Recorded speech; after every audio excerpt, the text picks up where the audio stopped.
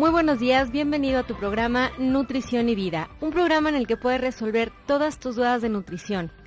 En los controles, mi querido Toño, en la producción, Grecia Moya, por acá por cámaras, César, y en el micrófono, tu maestra en nutrición clínica, Luisa Ortega.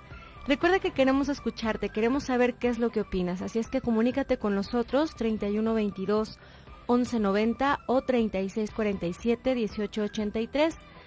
Puedes hacerlo a través de la línea nacional sin costos 01800 727 5420 o a través de la línea directa para Austin, Texas. Austin, queremos escucharte, 512-215-4909. El chat ya está abierto, así es que comunícate, www.radiomujer.com.mx, y puedes mandarnos correo electrónico al nutricionyvida@radiomujer.com.mx, o puedes comunicarte con nosotros a través de Twitter, @nutricionvida1. El día de hoy, antes de comenzar con el tema de hoy, síndrome premenstrual.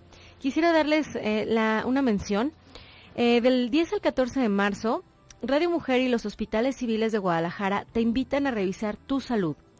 La unidad móvil de salud estará afuera de las instalaciones de Promomedios, brindando los siguientes servicios sin costo: detección de diabetes, hipertensión arterial e insuficiencia renal crónica, exámenes de laboratorio de glucosa, colesterol, triglicéridos, ácido úrico, urea, creatinina y examen de orina.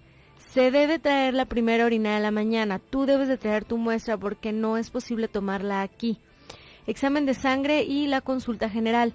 Te esperamos en ayuno, esto es simple, de 8 a 10 de la mañana, y además se estará realizando el examen de Papa Nicolau a las mujeres que así lo requieran. Tienen que venir, las características para poder venir son estar recién bañada, no estar menstruando 5 días antes o 5 días después de haber finalizado la menstruación, no haber tenido relaciones sexuales por lo menos 24 horas antes, no realizarse duchas vaginales, no haber utilizado óvulos y acudir de preferencia con falda. Hagamos conciencia de revisar nuestros riñones, cuida tu salud y aprovecha estos servicios gratuitos. Recuerda que estamos en la Semana del Riñón. Por cierto, el jueves vamos a tener aquí a un experto hablándonos acerca de la nutrición y la relación de la función renal, así es que no te vayas a perder el programa de el jueves. Y bueno, para entrar en tema, estamos con un tema muy interesante que, bueno, para las mujeres, y les voy a decir también para los hombres, el síndrome premenstrual. ¿Qué es eso? Bueno, es una condición que se da en el 50% de las mujeres. ¿Qué significa? Bueno, son una serie de signos y síntomas que se van a presentar unos días previos a la menstruación y normalmente tienden a desaparecer todos estos síntomas unos días, días antes de que termine el periodo, ¿no? Normalmente, las mujeres de manera normal tenemos ciclos menstruales de 28 hasta 35 días. Digamos que se consideran normales mientras sean, digamos que cíclicos, o sea, que no haya brincos entre un mes y otro. Ahora, esta situación es una situación hormonal. Y como bien saben, todas las que me están escuchando lo saben muy bien, las hormonas nos predisponen para muchísimos estados de ánimo, para muchísimos cambios de ánimo, y nuestras hormonas se van a ver, digamos que afectadas por lo que pasa en nuestro entorno. Entonces, esta situación que de manera normal tiene que ser cíclica, a veces se vuelve no tan regular. Y entonces a veces pensamos que el no tener una menstruación cíclica puede ser un problema, que no siempre lo es, porque de repente, en cuanto dejamos de menstruar en algún mes, nos asustamos y queremos correr a que nos revisen porque entonces tenemos algo mal y entonces no sabemos qué es lo que está pasando y nos preocupamos y tranquilas. Hoy vamos a hablar acerca de cuáles son las cosas en las que tienes que estar, digamos que muy puntual, cuáles sí tienen solución, cuáles no y cuáles podrían ser. El enfoque nutricional es al que le vamos a dar peso el día de hoy, cuáles son las soluciones que dentro de la nutrición puedes tomar, cuáles sí tienen evidencia científica, cuáles tienen, por supuesto, evidencia científica en mujeres latinas, porque estamos hablando de nosotras, ¿no? No es lo mismo la forma en que se presenta las mujeres latinas que cómo se presenta en otras poblaciones. Sí, así como lo estás escuchando, tenemos peculiaridades. Así es que vamos a entrar como de lleno con la definición que les voy a decir.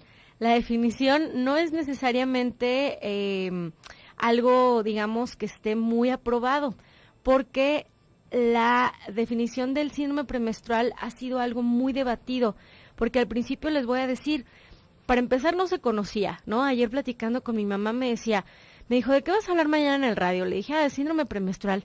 Me dijo, ¿sabes que cuando yo estaba chica eso ni existía? O sea, nadie hablaba de eso.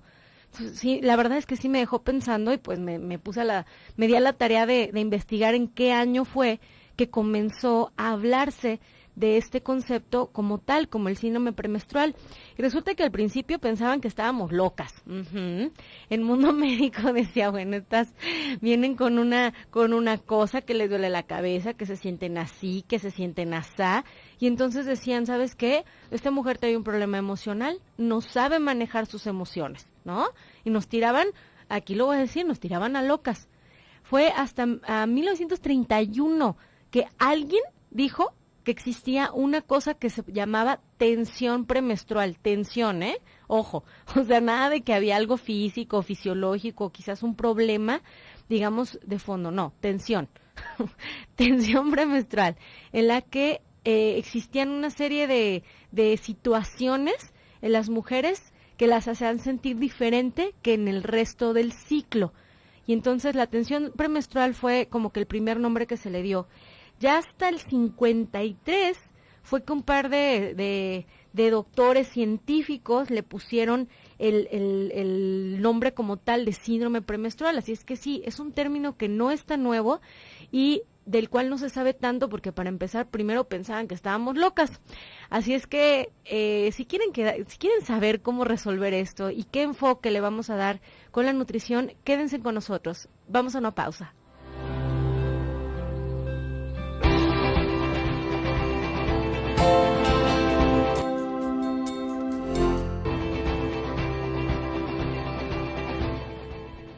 Muy buenos días, ya estamos de vuelta en tu programa Nutrición y Vida. Estás escuchando el 1040 de AM, Radio Mujer, el sexto sentido de la radio. Recuerda que las líneas ya están abiertas, 3122-1190, 3647-1883, la línea nacional sin costo 01800-727-5420 o la línea directa para Austin, Texas, 512-215-4909. El día de hoy estamos con el tema de síndrome premenstrual. Digamos que el enfoque nutricional de ¿no? ¿Cómo? ¿Eso tiene que ver con nutrición? Claro que tiene que ver con nutrición. No todo tiene que, pero el síndrome premenstrual, hay ciertos aspectos del síndrome que sí pueden verse, digamos que puede verse mejoría cuando hacemos algunos cambios en la nutrición y cuando hacemos algún tipo de suplementación. Vamos a irlos platicando de poco a poco, pero antes de eso hablábamos acerca de que el síndrome premenstrual, digamos que no hay una definición muy establecida o muy exacta o muy aceptada, porque es un padecimiento que es muy nuevo, por así decirlo, ¿no? Apenas hay digamos que una lista de padecimientos en que tienen para ponerles nombre, y digamos que el síndrome premenstrual o su definición apenas entró a esta lista como hasta 1994. Entonces realmente es como que un padecimiento muy nuevo, ¿no? Y bueno, les decía que la definición tiene que ver con digamos que el cómo definirlo tiene que ver con la gama de sintomatología que tiene. Y entonces la sintomatología puede ser, y no me van a dejar mentir todas las que están escuchando, tiene que ver con una situación, por ejemplo, gastrointestinal. De repente el estómago se siente diferente a como normalmente. Puede ser que te sientas un poco más como estreñida, o puede ser que el estómago esté un poco más suelto, por ejemplo. Puede ser que tus emociones estén de una manera que normalmente no están. Digamos que vas a tener como unos escalones de cambio de ánimo mucho más bruscos que de lo que normalmente quizás puedas tener, ¿no? O sea, te vas a sentir o más llorona, o más irritable, o más sensible. Y hay otro tipo de cambios que tienen que ver más como con una situación inflamatoria, ¿sí? Con una situación de inflamación. La situación de inflamación quiere decir que hay mayor sensibilidad, por ejemplo, en las mamas, que hay un poco de dolor, hay sensibilidad, que me duele, que el simple hecho de estar en contacto con ciertas telas me molesta, ¿no? Tiene que ver con una situación igual inflamatoria y que me hace sentir con un poco de dolor a nivel de las piernas, a nivel lumbar, me hace sentir esta distensión abdominal, ¿no? Y entonces, para poder definir este síndrome, pues tenemos que tomar en cuenta todas estas cosas, ¿verdad? ¿Y cómo le hago si es un problema que tiene que ver con algo que pareciera gastrointestinal o con algo que pareciera un poco más como psiquiátrico o con algo que pareciera un poco más de un estado inflamatorio crónico, ¿no? Entonces, ¿cómo le hago? Bueno, pues no se han puesto de acuerdo todavía, pero bueno, digamos que la definición es que el síndrome premenstrual está caracterizado por la aparición de un complejo síntomas temporales que están relacionados con el síndrome menstrual, incluyendo síntomas físicos y cambios en el estado emocional, que alcanzan su pico máximo antes de la menstruación y desaparecen pocos días después de la misma. Esa es como que la definición médica más aceptada. Si se dan cuenta, no es como tal una definición, ¿no? Realmente es más como el describir todos estos síntomas que pues a la fecha todavía no sabemos. Ahora, me estaba metiendo a ver así qué es lo que había en internet así rápido, y la verdad es que muchas páginas de algo que a mí me gusta decirle desinformación. Así es que realmente, si tú estás experimentando este problema, no importa qué edad tengas, no importa si eres una chica de 13 que a lo mejor va empezando con su menstruación, o si eres una mujer ya de 40 que sigue con su periodo menstrual y sigue siendo un problema, no importa qué edad tengas, la desinformación es algo que te puede llevar por caminos o soluciones que no te van a llevar a nada. Entonces, yo te invito a que si estás teniendo algún problema, no te automediques en nada de que a mi tía le funcionó el no sé qué, o a mi primita cuando toma no sé qué le va mejor que no.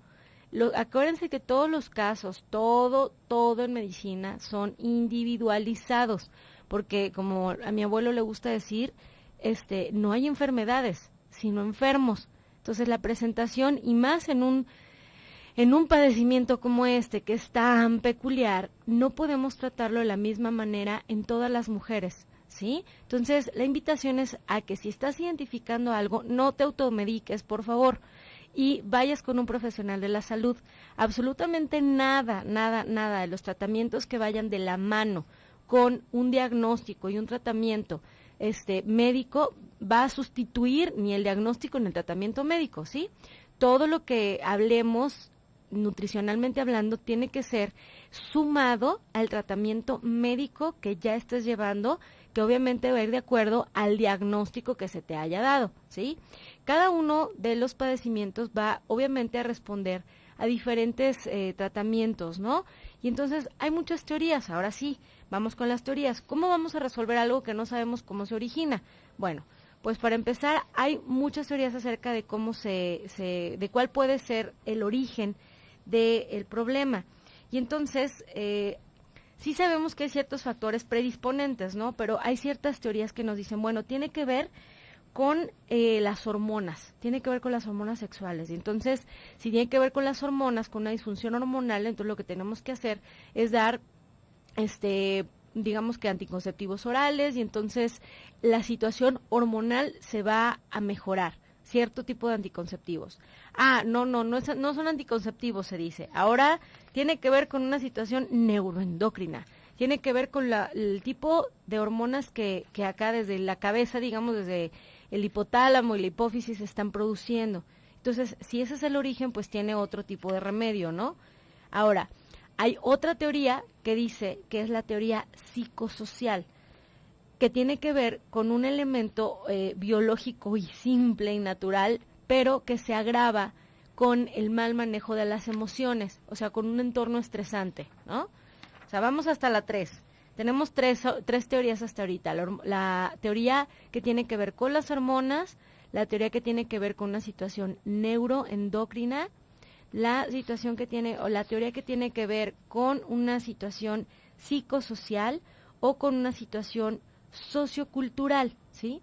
Entonces, insisto, si se fijan, como no sabemos cuál es exactamente el origen de este problema, pues se han soltado como muchas hipótesis y muchas teorías acerca de cuál podría ser el origen.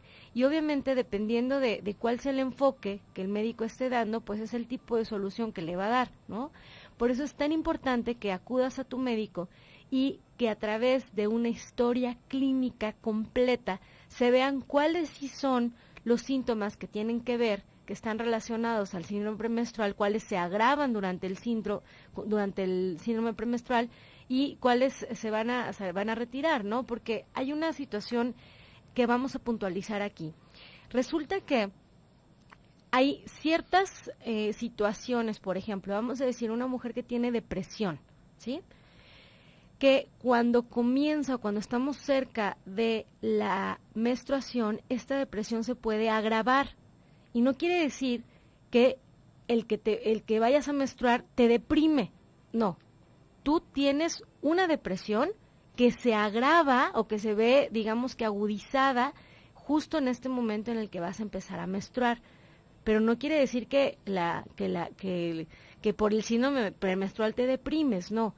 Hay una patología de fondo que hay que resolver. ¿Sí me explico? Entonces, por eso es tan importante que lo hagas a través de un profesional de la salud, un ginecólogo, por ejemplo, que te ayude a identificar cuáles son problemas que ya había, que son independientes del síndrome premenstrual y que simplemente se ven agudizados o se ven exacerbados o se ven exagerados durante este periodo que es cíclico y que lo vamos a ver de manera muy marcada en las mujeres de edad reproductiva, que además toda esta sintomatología va a ser que la calidad de vida de nosotras en la gran mayoría de las mujeres disminuya. Esto es, comienzan 7 días antes de que comience el ciclo menstrual esta serie de síntomas molestos que pueden ser desde dolor de las mamas, que le llamamos mastalgia, una incomodidad, una sensibilidad. Puede haber, digamos, que dolores de cabeza, puede haber una especie como de acné o de un poco más de grasa en la cara, puede haber un poco de malestar estomacal, llámese estreñimiento, inclusive un poco de estómago ligeramente suelto, puede haber una especie como de retención de líquidos en las manos, en las piernas, una sensación de sentirte como abotagada, una inflamación intestinal o una distensión abajo del ombligo que te hace sentir, digamos, con un poco de dolor, una especie de calambres que van de las piernas hacia arriba, un dolor en la espalda baja, y todas estas situaciones se van a presentar de manera muy común y de manera muy constante en, les decía, 80% de las mujeres de edad reproductiva en Latinoamérica. Es muchísimo, es altísimo. Ahora, va a haber grados, ¿sí? Se puede clasificar en 3, en el grado que es como el más bajo, en un grado que le vamos a llamar grado moderado, o en el grado que se llama grado severo, ¿sí?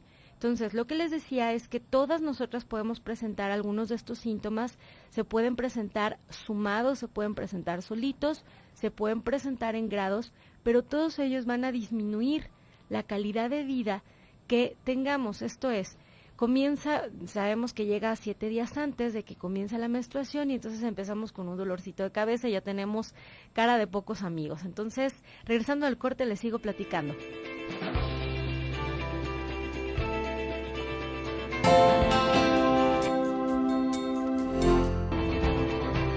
Ya estamos de vuelta, estás escuchando tu programa Nutrición y Vida. Estás en el 1040 de AM, Radio Mujer, el sexto sentido de la radio. Recuerda que queremos escucharte, este es un espacio para ti. Si tienes alguna duda o hay algo que no esté quedando claro, por favor comunícate 3122 1190 3647 1883. Puedes hacerlo a través de la línea nacional sin costo 01800 727 5420 o a través de la línea directa para Austin 512 215 4909.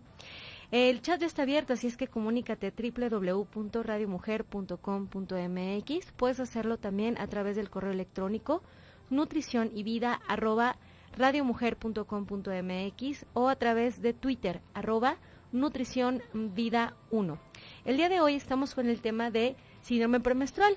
Les estaba platicando acerca de que, bueno, en un principio se creía que estábamos locas porque tiene que ver con tantas cosas. La sintomatología es tan amplia y el abanico de posibilidades lo es también, que de repente los médicos finalmente no han podido ponerse de acuerdo de cuál es el origen. Y como no sabemos cuál es el origen, pues no sabemos cuál es el tratamiento, ¿no? Entonces, la invitación del día de hoy era a que todas las chicas que estén presentando algún tipo de sintomatología de que tenga que ver con o que coincida con unos días antes de la menstruación, acudan a su médico para que se haga una historia clínica completa y se haga la diferenciación de cuáles son los problemas que son de origen y cuáles son problemas que simplemente se exacerban durante este periodo, cuáles son los que simplemente se hacen más severos, ¿no? Entonces, acuérdate, nada de lo que te diga yo aquí tiene que ver con un diagnóstico. Tú tienes que ir con un médico, tienes que ir a que se haga, digamos que la historia clínica completa. ¿Estamos? Bien. Ahora, les decía que hay ciertos, teorías de por qué, ¿verdad? Pero de por qué se origina, hay 4 grandes teorías que nos dicen, una que tiene que ver con las hormonas, otra que tiene que ver con algo endocrino, algo que tiene que ver con una teoría psicosocial y otra sociocultural, ¿no? Que estaba leyendo lo de la teoría sociocultural, que bueno, que tiene más que ver con lo que me vienen diciendo generaciones atrás de mujeres y lo que yo me creo de este síndrome premenstrual, ¿no? Pero bueno, al margen de cuáles pueden ser las posibles teorías, hay ciertos factores que sí pueden predisponerme o que me pueden poner como más en vitrina para, digamos que ser, el padecer este síndrome, ¿no? Uno de ellos es el factor genético. O sea, hay ciertas familias, hay ciertas mujeres en donde se presenta de manera más marcada, ¿sí? O sea, si tú vienes de digamos que de una madre que tuvo afectaciones de este síndrome premenstrual, la tendencia a que tú vayas a tener un problema parecido es alta, ¿sí? Factores predisponentes, no quiere decir que si tu mamá tenía síndrome premenstrual tú a fuerzas lo vas a tener, no, es predisponente, puede ser que suceda. Otro es desórdenes que sean psiquiátricos, o sea, en familias que tienen tendencia o historiales de depresión, es muy común que se diagnostique a las mujeres con este síndrome premenstrual, ¿sí? También baja paridad, o sea, el tener una mujer que tenga poco número de embarazos también tiene cierta tendencia o es un factor que puede ser predisponente para el síndrome premenstrual.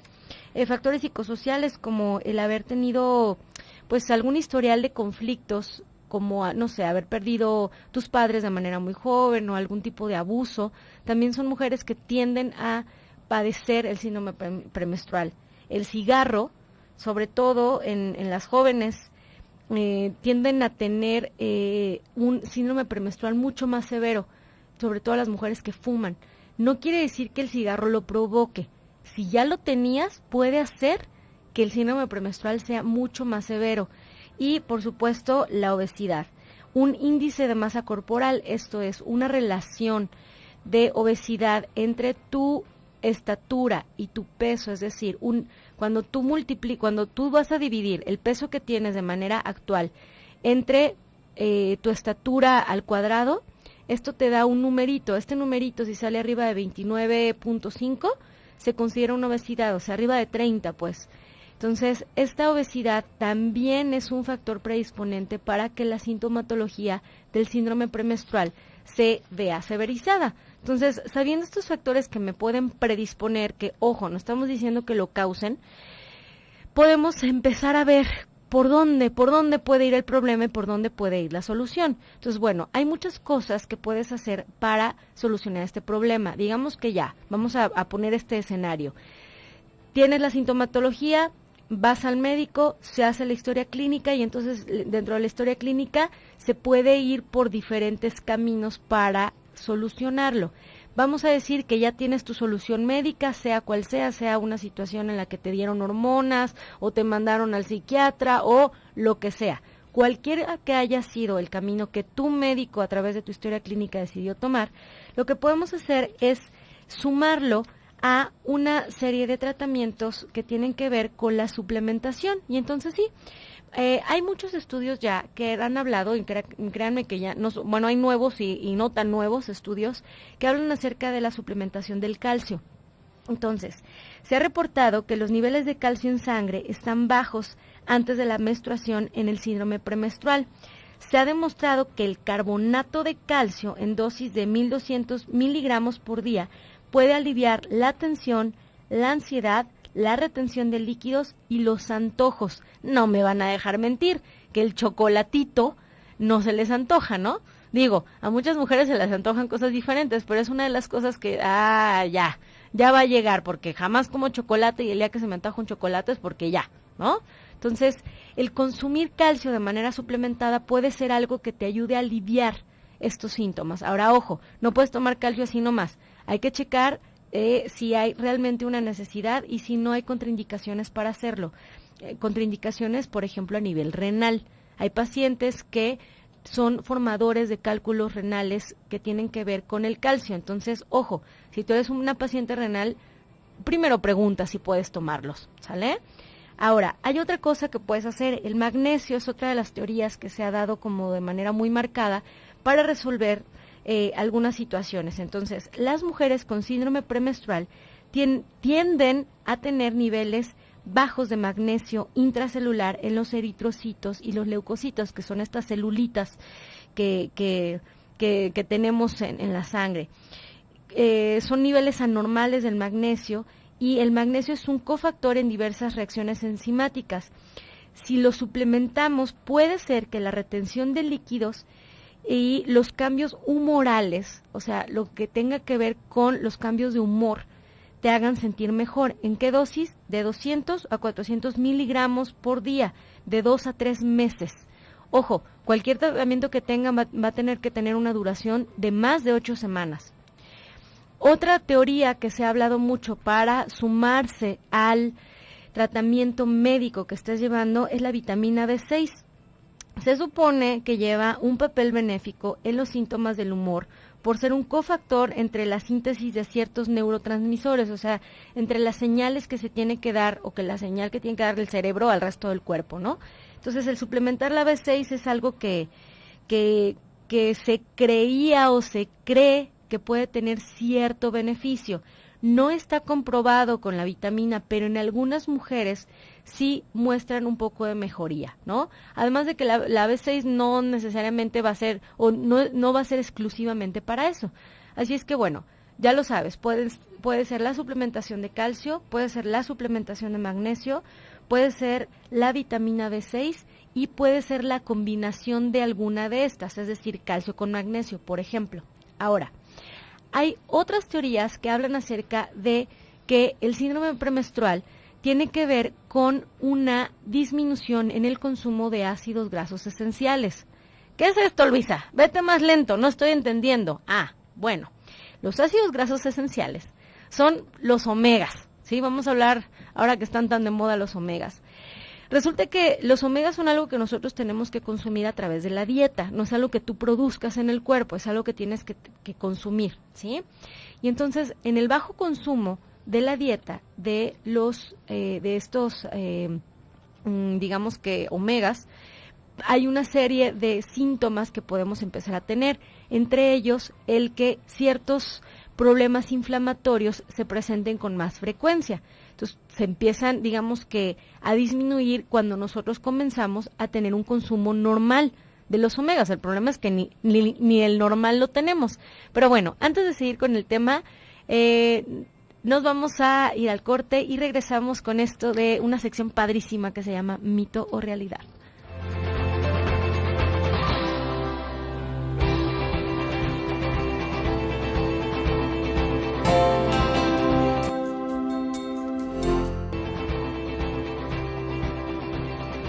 Estamos Ya estamos de vuelta en tu programa Nutrición y Vida. Estás escuchando el 1040 de AM, Radio Mujer, el sexto sentido de la radio.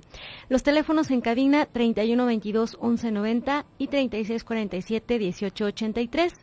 El día de hoy estamos hablando acerca del síndrome premenstrual y les acababa de dar algunas, digamos que suplementos que se sabe que pueden funcionar en algunos de los casos, que van a ser coadyuvantes en el tratamiento médico que estés llevando después de que se te haya hecho una historia clínica completa, ¿sí? Entonces decíamos que el calcio es una cosa que se puede suplementar, hay otra, el magnesio es otra cosa que puede suplementar, y la vitamina B6, y estábamos hablando acerca de los omegas, lo que me recuerda que nos vamos a ir a la siguiente sección.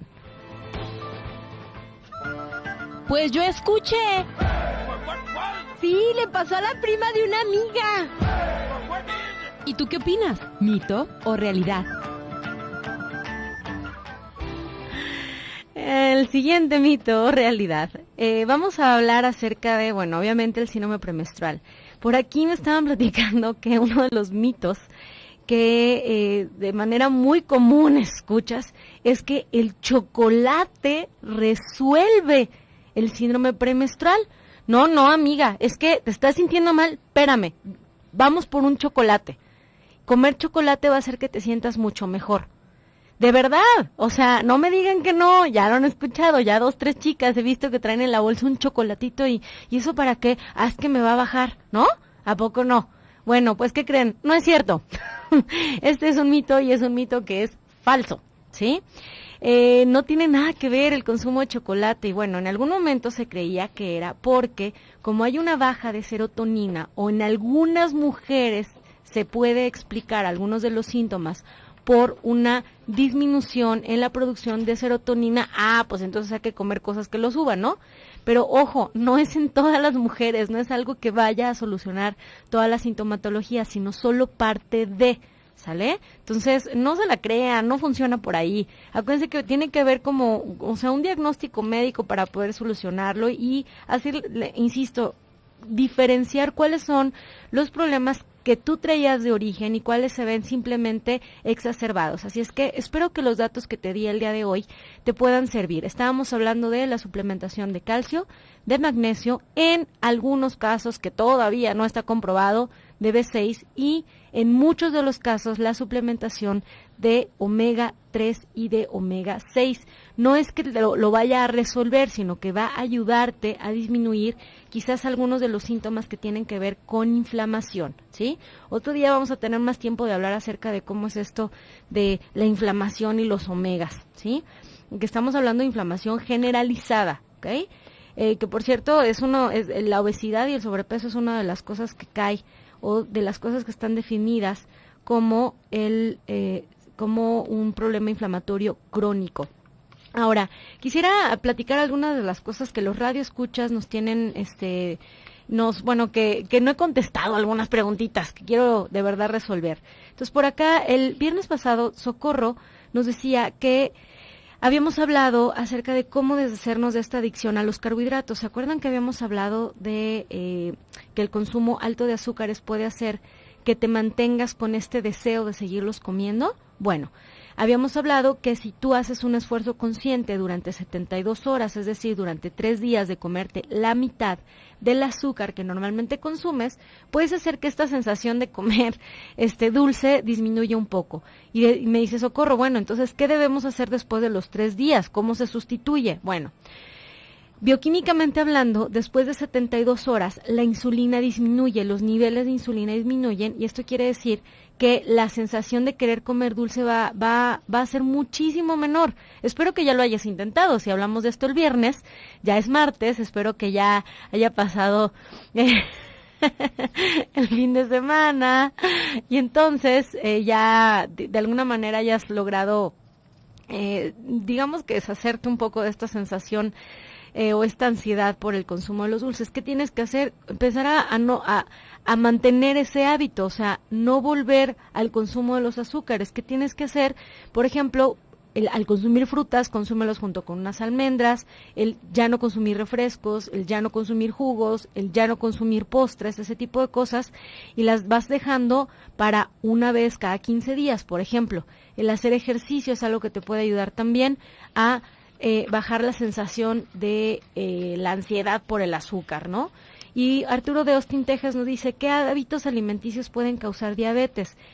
Precisamente de los alimentarios, el alto consumo de azúcares en la dieta va a hacer que te puedas tener una predisposición a echar a perder tu insulina, que básicamente es el problema de la diabetes, que no quiere decir que no hayan, específicamente en la tipo 2, hay mucha insulina circulante en la sangre, pero no es eficiente, que lo somete a un estado que se llama hiperinsulinemia, ¿sí? La hiperinsulinemia es tener mucha insulina circulante en la sangre, que va a tener repercusiones graves en la salud.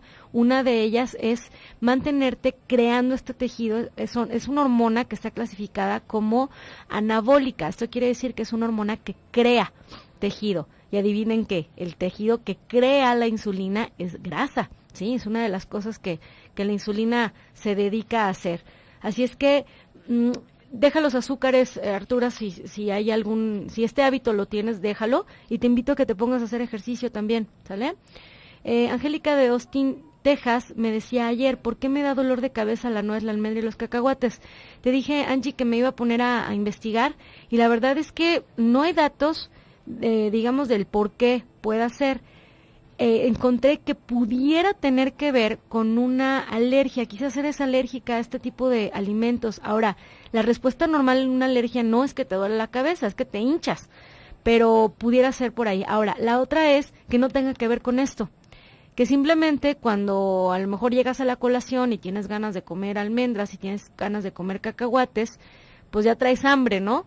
Y entonces te lo empiezas a comer, pero la cabeza te está doliendo, no porque te los hayas comido, sino porque tú traías una baja de azúcar y entonces traes una hipoglucemia y coincide con el momento en el que te los comes. Obsérvate, no puede ser que no tenga específicamente que ver con el alimento, ¿sí? Y Leti Martínez nos decía ayer, dice, mi esposo come mucha arrachera, medio kilo en la tarde, él se sienta después de comer y se siente cansado. ¿Qué tendrá que ver con la carne? Y yo les decía ayer que les platicaba un día perfecto, el esquema de un día perfecto, que si ustedes comen cosas con mucha grasa o con muchos carbohidratos a la hora de la comida, se van a sentir con mucha pesadez para poder seguir durante el día con sus actividades, porque la cantidad de sangre que tiene que llegar al estómago para poder digerir tal cantidad de proteína, de grasa y de carbohidratos es demasiada, y entonces digamos que el cuerpo le quita cantidad de sangre a otras partes de tu cuerpo para llevarlas al estómago, ¿sí? Y para poder hacer la digestión. Y entonces esta puede ser la razón por la que se siente cansado, pues claro, porque para empezar medio kilo de carne en una sentada no es adecuado. O sea, yo sé que por gusto puede ser que sí, que bueno, pero que sea diario.